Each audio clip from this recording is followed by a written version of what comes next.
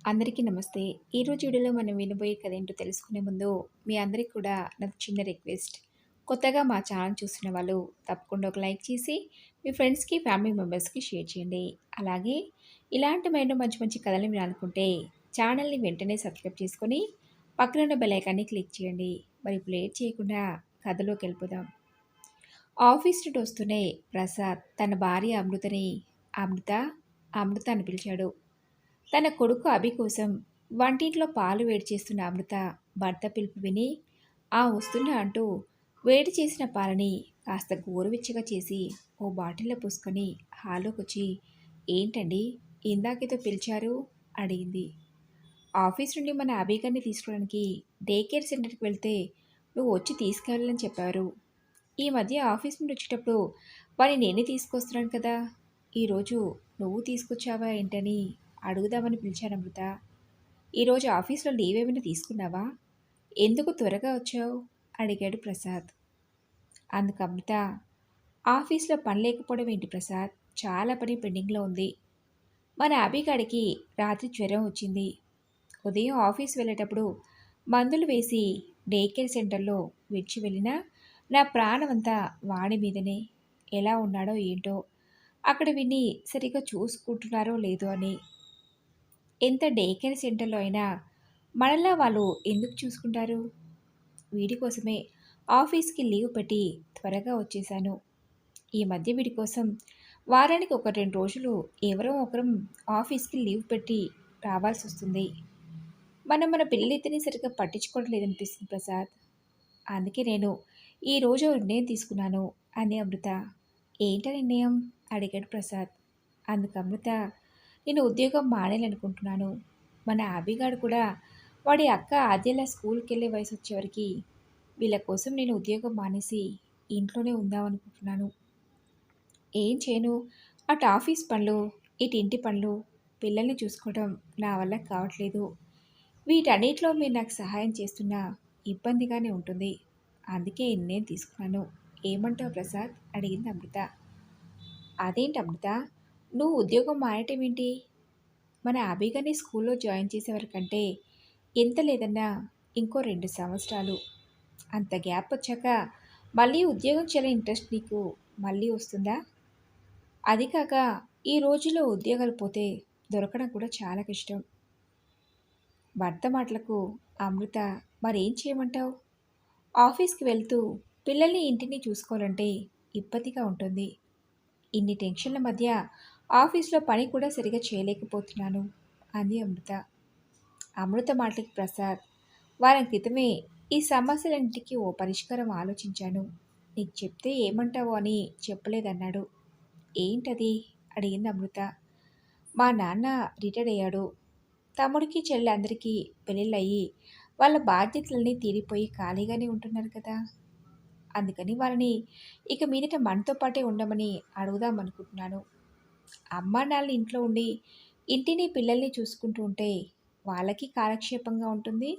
పిల్లలు ఇద్దరిని చూసుకోవడానికి అమ్మా నాన్న ఉన్న దయతో మనము హాయిగా ఆఫీస్లో పనిచేసుకోవచ్చు. ఏమంటావు? ఫోన్ చేసి అమ్మా నాన్నని బయలుదేరి వచ్చేయమని చెప్పనా అడిగాడు ప్రసాద్.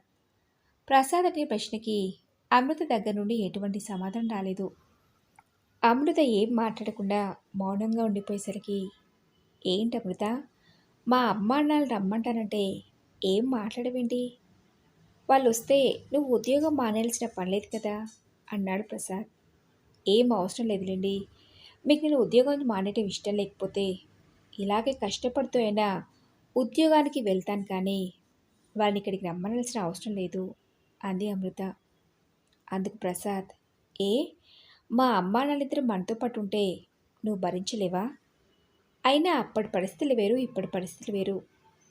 ఇప్పుడు అమ్మా నాన్న ఇద్దరే కదా మనతో పాటు ఉండబోయేది. ఇంకా మన పెళ్ళైన కొత్తలో ఉన్న పరిస్థితులు ఉన్నాయనుకుంటున్నావా అడిగాడు ప్రసాద్. ఎప్పుడో 6-7 సంవత్సరాల క్రితం జరిపిన వాటి గురించి మళ్ళీ ఎందుకు గుర్తు చేస్తారు? చెప్పాను కదా, నేనే ఎలా ఓలా మేనేజ్ చేసుకుంటూ ఉద్యోగానికి వెళ్తానని. ఇక ఈ విషయం ఇక్కడితో ఆపేయండి అని అమృత కిచెన్లోకి వెళ్ళింది. అమృత అక్కడి నుంచి వెళ్ళిపోవడంతో ప్రసాద్ బెడ్రూమ్లోకి వెళ్ళి బట్టలు మార్చుకొని ఫ్రెష్ అప్ అయ్యి అసహనంగా బెడ్పై వాలిపోయాడు. పిల్లలిద్దరితో కష్టపడుతూ ఉద్యోగం చేయకపోతే పిల్లల్ని చూసుకోవడానికి అమ్మ సహాయం తీసుకోవచ్చు కదా! అయినా అమృతకి అమ్మ మీద ఎందుకంత కోపం? అమృత అమృతకి ఉద్యోగం చేస్తున్నాననే అహంకారమా? అందుకే అమృత అమ్మను ఆ రోజు అర్థం చేసుకోలేకపోయిందంటూ ప్రసాద్ గతంలోకి వెళ్ళాడు. ప్రసాద్ తండ్రి జగదీశ్వరరావు, తల్లి వసుంధర, వాళ్ళకి ముగ్గురు సంతానం, ఇద్దరు అబ్బాయిలు, ఒక అమ్మాయి. జగదీశ్వరరావు గవర్నమెంట్ స్కూల్లో హెడ్ మాస్టర్. తనకున్నంతలో ముగ్గురు పిల్లల్ని బాగా చదివించి సెటిల్ చేయాలనుకునేవాడు. పెద్ద కొడుకుది ప్రసాద్ది ఇంజనీరింగ్ పూర్తయి ఉద్యోగంలో చేరాడు. రెండో కొడుకు ఆదిత్య ఇంజనీరింగ్ 2వ సంవత్సరం చదువుతున్నాడు. కూతురు శైలుది ఇంటర్ అయిపోయి డిగ్రీ 1వ సంవత్సరంలోకి అడుగుపెట్టింది. పెద్ద కొడుకు ప్రసాద్ ఉద్యోగంలో స్థిరపడ్డ కారణంగా జగదీశ్వరరావు వసుంధర దంపతులు తమ కొడుకుకు పెళ్లిచ్చాలని నిర్ణయించుకుని సంబంధాలు చూడటం మొదలుపెట్టారు. తెలిసిన వాళ్ళ ద్వారా ఓ మంచి సంబంధం రావడంతో నెల రోజుల్లోనే ప్రసాద్ పెళ్లి ఘనంగా జరిగింది. ప్రసాద్ భార్య అమృత పెళ్లికి ముందు నుండే ఉద్యోగం చేస్తున్న కారణంగా పెళ్ళైన వారం రోజులకే ఆఫీస్కి వెళ్ళడం మొదలుపెట్టింది. వసుంధరకి భర్తతో పాటు కాలేజీలకు, ఆఫీసులకు వెళ్ళే వాళ్ళ కోసం ఉదయాన్నే లేచి బాక్స్ రెడీ చేసే డ్యూటీ కోడలిచ్చినా తప్పలేదు. పైగా కోడలు అమృతకి కూడా తనే లంచ్ బాక్స్ సిద్ధం చేసి ఇచ్చేది. అమృత రోజు తన అత్తగారు లేచిన గంట తర్వాత నిదానంగా లేచి స్నానం చేసుకుని ఆఫీస్కి రెడీ అయి వెళ్ళిపోయేది. అదంతా గమనించిన వసుంధర కొత్తగా పెళ్ళైంది. పైగా ఉద్యోగం చేసే ఈ కాలం పిల్ల కొన్ని రోజులు పోతే తానే తెలుసుకుంటుందిలే అనుకుని ఇంటి పనంతా తనొక్కతే చూసుకునేది. ఎప్పుడైనా పని మరీ ఎక్కువగా అనిపించినప్పుడు కూతురు శైలు సహాయం తీసుకునేది తప్ప అమృతని అడిగింది కాదు. అమృత తన తల్లిదండ్రులకు ఒకతే కూతురు. వాళ్ళది ముగ్గురు మాత్రమే కలిసి ఉన్న కుటుంబం అవడం వల్ల పెళ్ళయ్యి అంత పెద్ద కుటుంబంలోకి కోడలుగా వచ్చి వాళ్ళందరి మధ్య ఇమడలేక అవస్థలు పడుతుంది. ఇంట్లో ఉండేయే 4 గదులు. అమృత ఆఫీస్ నుంచి రాగానే ప్రైవసీ కావాలని కోరుకున్నా ఎప్పుడు ఎవరో ఒకరు తను ఉన్న గదిలోకి రావడం చూసి విసుక్కునేది. భర్తతో అలా సినిమాలకో షికార్లకో వెళ్ళాలన్నా తమ వెంటే మేము వస్తామన్నయ్య, వదిన అంటూ ఆదిత్య, శైలుల అల్లలు భరించలేకపోయేది. అలా వాళ్ళందరి మధ్య ఇమడలేకపోయినా భర్త ప్రసాద్ మనసు నొప్పించలేక సర్దుకుపోతూ వచ్చింది. అలా సంవత్సరం గడిచాక అమృత తల్లి కాబోతుకు తెలిసి అంతా చాలా సంతోషించారు. వసుంధరకి రోజు ఉండే పనులతో పాటు అమృతకి ఉదయం సాయంత్రం ఆఫీస్ నుండి వచ్చాక తనకి నచ్చినవన్నీ హెల్తీగా చేసి పెడుతూ జాగ్రత్తగా చూసుకునేది. నెలలు నిండేదాకా అత్తగారింట్లోనే ఉన్న డెలివరీకి పుట్టింటికి వెళ్ళి పాప పుట్టాక 3 నెలలకు తిరిగి అమృత అత్తారింటికి వచ్చింది. అంతకు మించి ఆఫీస్లో సెలవు దొరకని కారణంగా పాపను తన అత్తగారిని చూసుకోమని ఆఫీస్కి వెళ్ళేది అమృత. మనవరాలు రావడంతో వసుంధరకు పని ఒత్తిడి ఎక్కువైంది.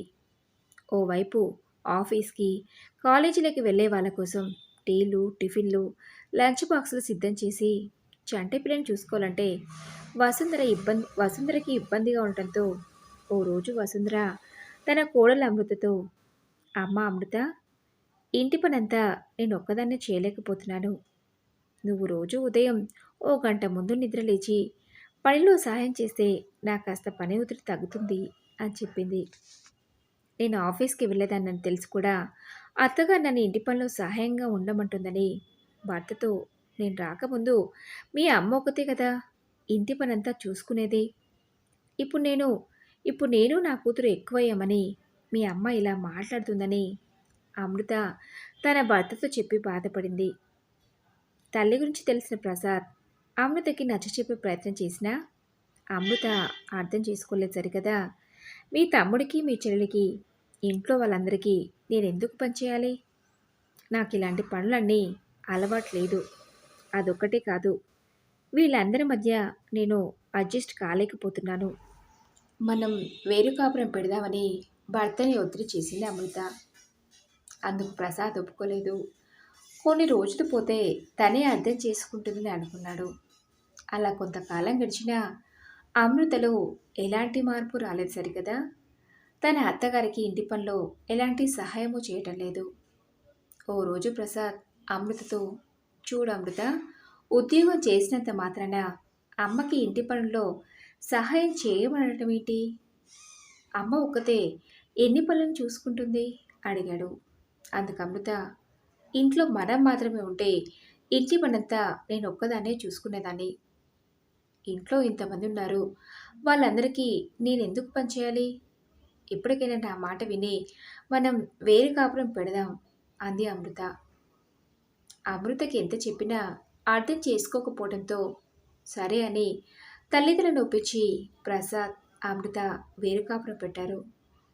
పాపని డే కేర్ సెంటర్లో వేసి ప్రసాద్, అమృతలు ఆఫీసులకు వెళ్ళేవాళ్ళు. పండగలకి, ఏదైనా శుభకార్యాలకు అత్తగారింటికి వెళ్ళినా అమృత అంటి ముట్టినట్టుగానే ఉండేది. అలా కొంతకాలం గడిచాక ప్రసాద్ తమ్ముడు ఆదిత్యది, చెల్లెలు శైలుది చదువు పూర్తయి ఉద్యోగాలు రావడంతో మంచి సంబంధాలు చూసి ఇద్దరికి పెళ్లి జరిపించారు. ఆదిత్యకి బెంగళూరులో ఉద్యోగం వచ్చిన కారణంగా అక్కడే స్థిరపడ్డాడు. అమృతకి పాప పుట్టిన 6 సంవత్సరాలకి రెండో కాన్పులో బాబు పుట్టాడు. కూతురు ఆదికి 6 ఏళ్ళు రావటంతో స్కూల్కి వెళ్తుంది. బాబుకి 4 నెలల వయసు అవటంతో అటు ఆఫీస్ పని, ఓవైపు ఇంటి పనులను పిల్లల్ని చూసుకోలేక అమృత, ప్రసాద్లు అవస్థలు పడుతున్నారు. డాడీ అంటూ తన కూతురు ఆద్య పిలిచిన పిలుపుకి ఉలిక్కి పడి ప్రసాద్ గత నుండి తేరుకున్నాడు. కూతురు ఆద్య రావడంతో ప్రసాద్ లేచి కూర్చుని ఆద్యని తన ఒళ్ళో కూర్చోబెట్టుకొని, ఆద్య, ఈరోజు స్కూల్లో మీ టీచర్ ఏం చెప్పింది అని అడుగుతుండేలోపే ప్రసాద్, ఒక నిమిషం విని చూసుకోండి, నేను వంట పూర్తి చేస్తానంటూ బాబుని ప్రసాద్ చేతికిచ్చి అమృత కిచెన్లోకి వెళ్ళిపోయింది. ఇద్దరు చిన్నపిల్లలుండి భార్యాభర్తలు ఇద్దరు ఉద్యోగాలకు వెళ్తూ ఇంటి పనులను కూడా వాళ్ళే చూసుకోవాలంటే చాలా కష్టం. ఎలాగైనా అమృతను ఒప్పించి అమ్మా నాన్నని రమ్మని చెప్పాలి. అప్పుడే కాస్త రిలాక్స్డ్గా ఉంటుందని ఆ రోజు రాత్రి డిన్నర్ అయ్యాక పడుకోబోయే ముందు, చూడమృత, పిల్లల్ని అక్కడ ఇక్కడ వదిలేసి వాళ్ళు ఎలా ఉన్నారో అని ఆలోచిస్తూ ఆఫీస్లో సరిగా పనిచేయలేక టెన్షన్ పడటం కంటే పిల్లల్ని చూసుకోవడానికి అమ్మా నాన్న రమ్మంటే తప్పే ఉంది చెప్పు. పైగా పిల్లలు పెద్దవారి సమక్షంలో పెరగడం చాలా మంచిది. కొన్ని రోజుల కోసమే, ఆ తర్వాత నీకు నచ్చకపోతే ఏదో ఒకటి చెప్పి అమ్మ వాళ్ళని ఇక్కడి నుంచి పంపించేస్తాను అడిగాడు ప్రసాద్. పరిస్థితుల గురించి అమృతకు అర్థమయ్యేలా ప్రసాద్ నిదానంగా చెప్పడంతో సరే అన్నట్టుగా తలడించింది అమృత. అమృత సరే అనటమే ఆలస్యం. ప్రసాద్ తన తల్లిదండ్రులకు ఫోన్ చేసి, అమ్మ, పిల్లల్ని చూసుకుంటూ మా ఇద్దరికీ ఆఫీస్లోకి వెళ్ళడానికి చాలా కష్టంగా ఉంటుంది. అందుకని మీరు మాతో పాటు ఉంటే మాకు కాస్త సహాయంగా ఉంటుందని పిలవడంతో సరే అని ఆ తర్వాత 2 రోజులకి జగదీశ్వరరావు, వసుంధరలు కొడుకింటికి వచ్చారు. కొడుకింటికి వచ్చిన రోజే వసుంధర, అమ్మ అమృత, ఓ వారం రోజులు పూర్తిగా విశ్రాంతి తీసుకోమ్మా, పిల్లల్ని ఇంటి పనిని నేనే చూసుకుంటానులే అని చెప్పింది. పెళ్ళైన కొత్తలో చేసినట్టు కాకుండా, అయ్యో అత్తయ్య, అన్ని పనులు మీరొక్కరే ఎలా చేస్తారు? పిల్లల్ని మీరు చూసుకోండి, వంట పని నేను చేస్తానులే అంది. అలా ఆ రోజు నుండి ఇంటి పనులు, వంట పనులు, పిల్లల్ని చూసుకోవడంలో ఉదయం సాయంత్రం తన అత్తగారికి సహాయంగా ఉంటుంది అమృత. అలా ఓ 3 నెలలు గడిచాక అమృత ఓ రోజు, అత్తయ్య, మావయ్యలు మా ఇంటికి రాకముందు ఉదయం 5 గంటలకు నిద్రలేస్తే రాత్రి 11 అయినా రెస్ట్ అనేది లేకుండా ఉండేది. పైగా ఆఫీస్ నుంచి వస్తూ పిల్లలిద్దరిని నాతో పాటే తీసుకొచ్చుకునేదాన్ని. వాళ్ళని చూసుకుంటూ ఇంట్లో అన్నీ చక్కబెట్టుకోవాలంటే తల ప్రాణం తోకకొచ్చేది. అలాంటిది అత్తయ్య వచ్చినప్పటి నుండి ఇంటి పనులు, వంట పనులు, పిల్లల్ని చూసుకుంటుంటే నాకు విశ్రాంతి దొరుకుతుంది. పిల్లలు ఎలా ఉన్నారో ఏంటోననే టెన్షన్ లేకుండా ఆఫీస్లో కూడా హాయిగా పనిచేసుకోగలుగుతున్నాను. మా పెళ్ళైన కొత్తలో పనులన్నీ అత్తయ్యనే చేస్తుంటే చూస్తూ కూడా తనకి ఎటువంటి సహాయం చేయకపోయేదాన్ని. పాపం అత్తయ్య, అవన్నీ ఏం పట్టించుకోకుండా అదేదో తన డ్యూటీ అయినట్టు నాకు కూడా లంచ్ బాక్స్ తనే సర్దేది. అలాంటి వాళ్ళకి నేను పనెందుకు చేరని పోరుతో బలవంతంగా వేరు కాపురం పెట్టడానికి ప్రసాద్‌ని ఒప్పించాను. ఆ రోజు నేనలా ప్రవర్తించినందుకు అత్తయ్య, మావయ్య నా గురించి ఇంత తప్పుగా అర్థం చేసుకున్నారు. అత్తయ్య, మావయ్యలు కూడా నాలాగా ఆలోచించుంటే మేం పిలవగానే వచ్చుండేవారా అని ఆ రోజు వాళ్ళ పట్ల తప్పుగా ప్రవర్తించినందుకు అమృత బాధపడి తన అత్తగారిని క్షమాపణ కోరింది. అందుకు వసుంధర, "ఏ మాత్రం దానికి క్షమాపణలెందుకమ్మా? చిన్నపిల్లవి, ఏదో తెలియనితనమని నేను మీ మావయ్య గారు ఆ రోజే అనుకున్నాం. అది సరే కానీ మన శైలుకి 5 నెలలొచ్చింది అమృత. వచ్చే వారం శైలుకి శ్రీమంతం చేరని వాళ్ళ అత్తగారు ఈరోజు ఉదయం ఫోన్ చేసి చెప్పారు. టైం ఎక్కువగా లేదు. ఆ ఏర్పాట్లన్నీ చూసుకోవాలి కదా! మరి నేను మీ మావయ్య గారు ఊరికి బయలుదేరదాం అనుకుంటున్నాం. మళ్ళీ శ్రీమంతం అయిపోయిన వెంటనే తిరిగి ఇక్కడికొచ్చేస్తాం. రేపు ఉదయం బయలుదేరమా?" అడిగింది వసుంధర. అత్తగారి మాటలకు అమృత, "ఈ మాత్రం దానికే ఊరికి వెళ్ళి ఏర్పాటు చేయడం ఎందుకత్తయ్య? ఆ ఏర్పాట్లేవో ఇక్కడే చేస్తే ఇది కూడా శైలుకి పుట్టినిల్లే కదా" అని అనటంతో అమృతలో వచ్చిన మార్పుకి అంతా చాలా సంతోషించారు. మరి ఇదండి రోజు కథ. ఈ కథపై మీ విలువైన అభిప్రాయాల్ని నాతో కామెంట్ బాక్స్‌లో షేర్ చేసుకోండి. అలాగే ఈ కథ మీకు నచ్చిందనుకుంటున్నాను. నచ్చితే తప్పకుండా ఒక లైక్ చేసి మీ ఫ్రెండ్స్‌కి, ఫ్యామిలీ మెంబర్స్‌కి షేర్ చేయండి. అలాగే ఇలాంటి మరెన్నో మంచి మంచి కథలు వినాలనుకుంటే ఛానల్‌ని వెంటనే సబ్స్క్రైబ్ చేసుకొని పక్కనే ఉన్న బెల్ ఐకాన్‌ని క్లిక్ చేయండి. నెక్స్ట్ వీడియోలో మరొక మంచి కథతో ఉంటాను. Thanks for listening.